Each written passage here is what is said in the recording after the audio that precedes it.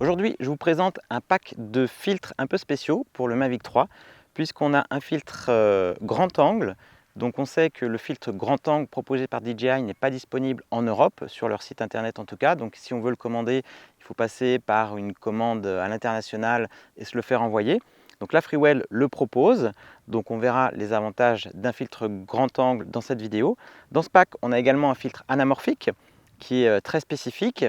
Et on a également avec ce pack-là 4 filtres ND, donc un 8, 16, 32 et 64 qui peuvent s'adapter donc sur le filtre grand angle. Donc c'est un kit très complet, il coûte 199 $, donc c'est pas donné, mais ça permet de faire quelque chose de créatif avec le Mavic 3.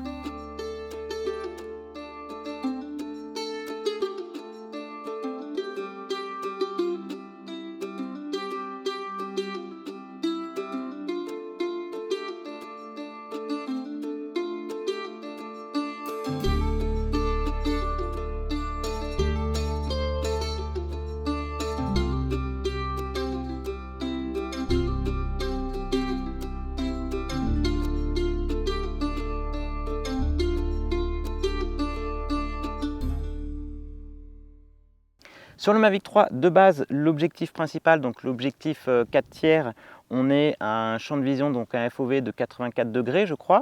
Là, avec ce filtre grand angle, on va passer à un champ de vision de 125 degrés.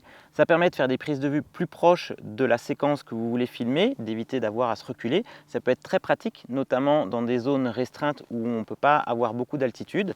Ça permet d'être plus proche du sujet, tout en ayant donc un champ de vision beaucoup plus large. Au niveau de la fixation, c'est très simple, il se fixe comme un filtre ND standard sur les accroches dédiées donc sur l'objectif.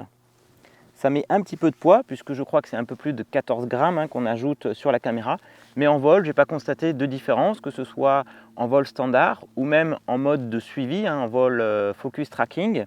Je n'ai pas constaté de différence puisque depuis les dernières mises à jour sur le Mavic 3, on peut faire du suivi avec un objectif grand angle, donc avec l'objectif qui est détecté par rapport à son poids. Sur cet objectif grand angle, l'avantage c'est qu'on peut l'utiliser même quand il y a du soleil, puisqu'on va pouvoir ajouter des filtres ND. D'ailleurs, Freewell recommande un usage d'une ouverture entre f2.8 et 4 pour une utilisation optimum, pour un rendu optimum. Donc là, je vais mettre un filtre ND 8 en plus du filtre grand angle, donc il vient se fixer très simplement en appuyant dessus, donc ça fait encore un petit peu plus de poids. Donc encore une fois, on est un petit peu plus de 14 grammes, donc filtre grand angle plus filtre ND dessus. Alors l'avantage principal d'avoir un objectif grand angle, c'est de pouvoir faire des plans avec une perspective un petit peu originale, qui change un petit peu de l'objectif standard du Mavic 3. Ça donne un effet de vitesse légèrement accentué et une perspective originale, je trouve. En revanche, l'inconvénient avec cet objectif grand angle, c'est qu'on a pas mal de distorsions. On a donc l'objectif, c'est assez flagrant, surtout sur un paysage avec l'horizon au loin. Bon, ça se corrige facilement avec un outil en post-production. On rétablit un petit peu la distorsion. J'ai remarqué également que ça provoque un petit peu d'effet de vignettage sur les photos. Quant à l'objectif anamorphique, donc l'avantage c'est d'avoir quelque chose d'un petit peu plus cinématographique en termes de dimension, de taille d'image. L'inconvénient c'est qu'il va falloir desqueezer, c'est-à-dire passer dans un logiciel dédié pour établir le format d'origine, puisque en fait ça modifie le format lors de la prise de vue et donc il faut le desqueezer en post-production. C'est l'étape qui permet de redimensionner l'image puisque le format anamorphique c'est un petit peu plus large qu'un format 16/9 traditionnel.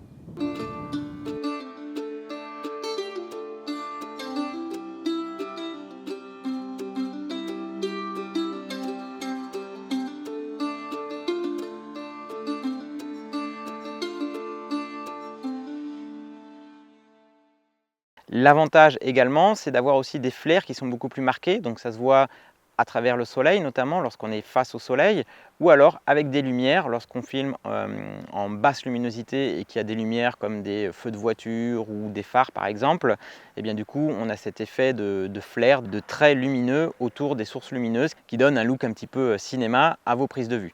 Donc ce pack, il est très intéressant et l'avantage majeur comparé au grand angle de DJI ou à ce qu'on pourrait trouver dans le commerce pour le Mavic 3 Pro, c'est qu'on a l'avantage, que ce soit pour le filtre grand angle ou le filtre anamorphique, de pouvoir y fixer des filtres ND dessus, donc 8, 16, 32, 64.